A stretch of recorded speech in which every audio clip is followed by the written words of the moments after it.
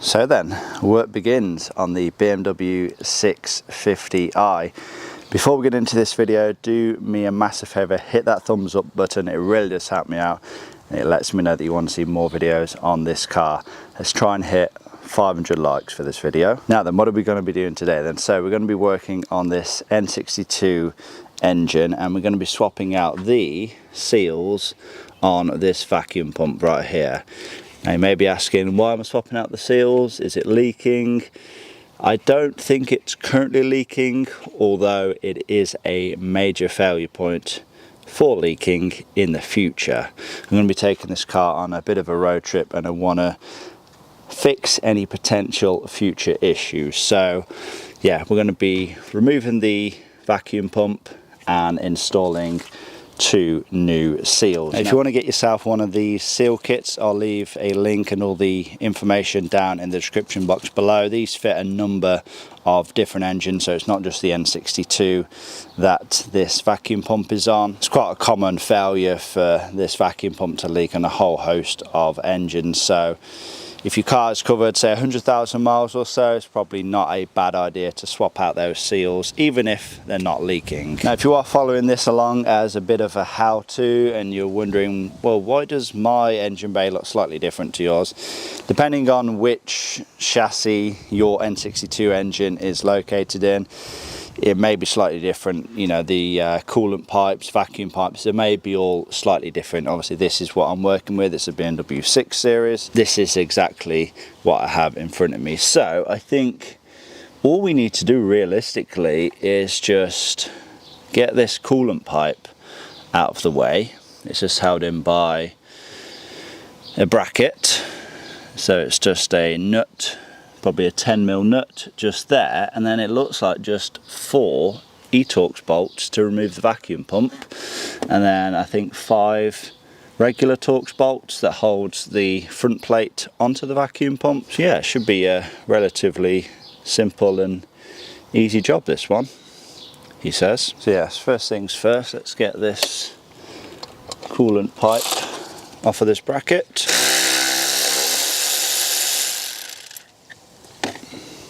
That's that 10mm nut removed. Now we should be able to get onto all of the bolts. Now these e-Torx bolts, they are, well, they take an E8 socket, or if you just have a regular 10mm socket, you can probably put that over them and they'll undo just fine. They're probably not torqued up to very much at all. Now there is of course these 2 at the top, but then there's also I think 2 at the bottom, which you're not going to be able to see, and I'm not going to be able to get a camera down in there, but just feel for them, and yeah, you should be able to get onto them quite easily. Okay, so I thought there was 4 of these e-Torx bolts, but I can't actually find the other one. Maybe there's just 3, which would be strange, but I wouldn't put it past BMW. So I'm just going to remove the top 2 and then see if it'll remove.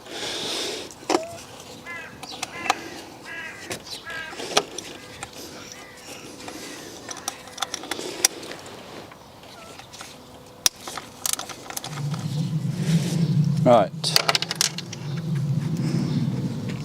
So that is all 3 bolts that I can see removed. Let's give it a, well, we can remove this bracket fully now. Is the vacuum pump free? Yes, it is. So there is just 3 bolts. Now, because I am leaving this pipe attached, it's got these one-time use clamps on. I mean, you could remove these and put a Jubilee clamp on, but I don't really want to do that if I don't need to. So I'm going to have to slide it out of the cylinder head, slide it past this coolant pipe,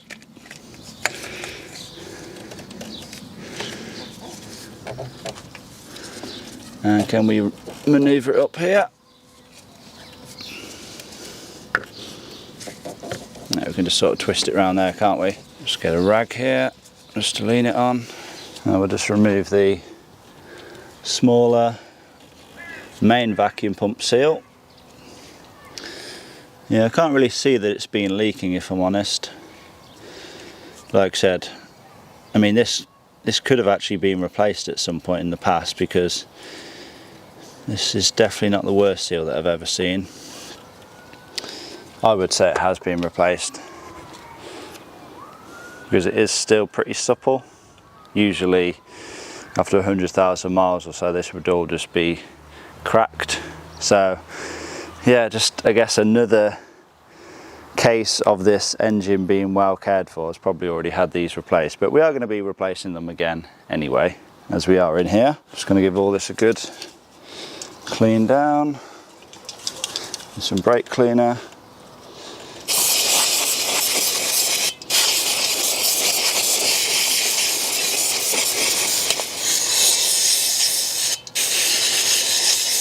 I'm just going to apply some fresh oil just for the new seal to be nice and lubricated with.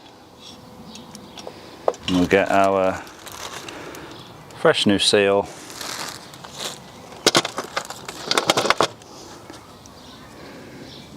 and slide it on in place.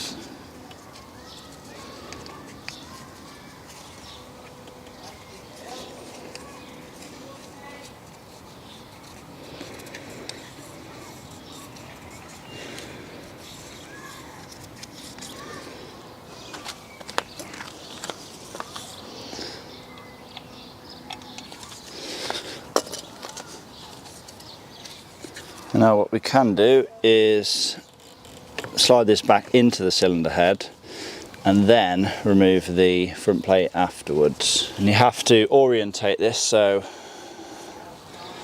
this pivot, I guess you'd call it, slots into the end of the camshaft. So just be nice and careful when doing that. I'm just going to twist it back and forth, and you should know when it drops into position. There we are, that should be in. I think the vacuum pump needs to go this side of this coolant hose though, because it's kind of pushing down on that. So I'm going to swap that round. As you can see, the vacuum pump is now seated fully into the cylinder head. All of the bolt holes line up. You know when it's fully seated. Obviously there shouldn't be any gap there. Just keep kind of rocking it back and forth until it seats into the end of the camshaft. And now that that's back in place, we can remove this front plate. It should just be 5 Torx bolts. What you can do is just to stop the vacuum pump trying to move as you're trying to undo these Torx bolts, because you don't want to round these. Yeah, that wouldn't be fun trying to drill those out. Is actually just insert one of the E8 bolts back in. It can't move then. These are a T25 bolt, and yeah, they're not very big, but you want to really make sure that you really ensure that your socket is properly seated into it. Like I said, you don't want to round these out. Make sure you push into it as you undo them. And of course, don't drop them either. This is what the screws look like. There's one removed. Let's remove the other 4. And you'll probably notice as you are removing the final bolt, the front plate will become loose. So don't drop it.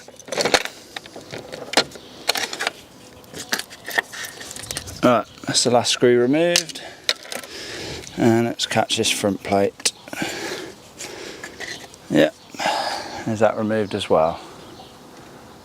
You will drip some oil out of the bottom. Make sure to just clean it up. This is the larger seal that we're trying to replace now. Just get a pick tool in there and just pry it out. There we are. That's the larger front plate seal now removed. So if I put the 2 seals side to side, obviously that's the original one, this is the new one. You see this is much thicker, both in the, well, the thickness and also the diameter. Probably quite hard to see on camera, but this is a much more substantial one, the newer one that's going in, compared to this one.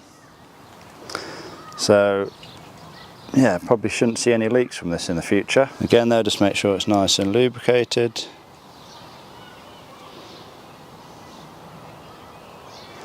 And we'll go on and slide it into position. Okay then, so new seal now installed.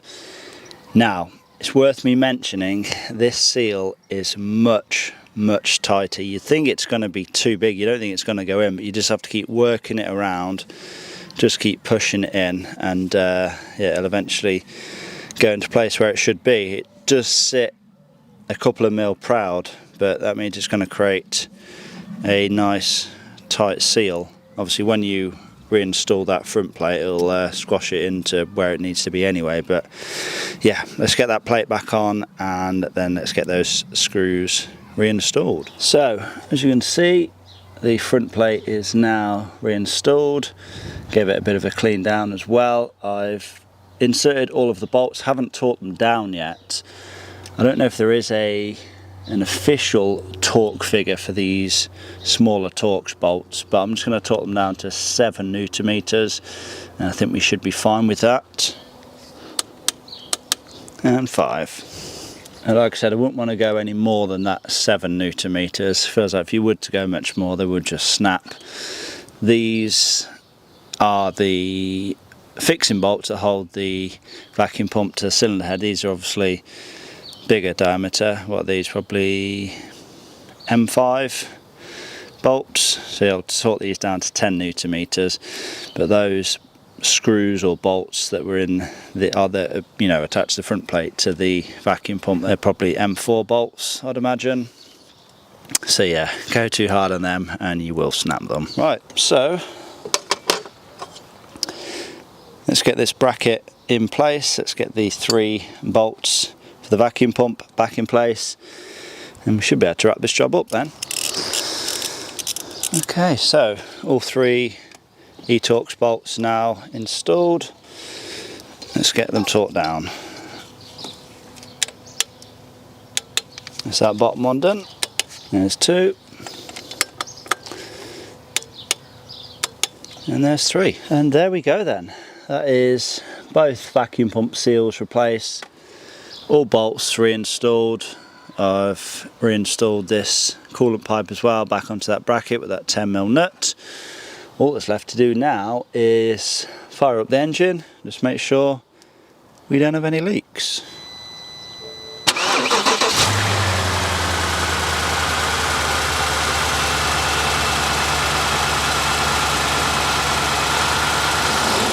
Yeah, we're looking good to me. 0 leaks. Success. Well then, there we go. Another job done on this N62 powered BMW 650i.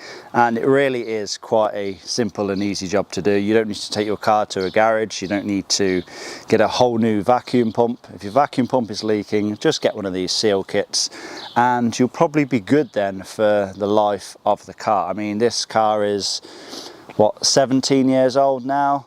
Those seals are probably going to last another 17 years at least. So yeah, great success, job done. Hopefully this video has been helpful.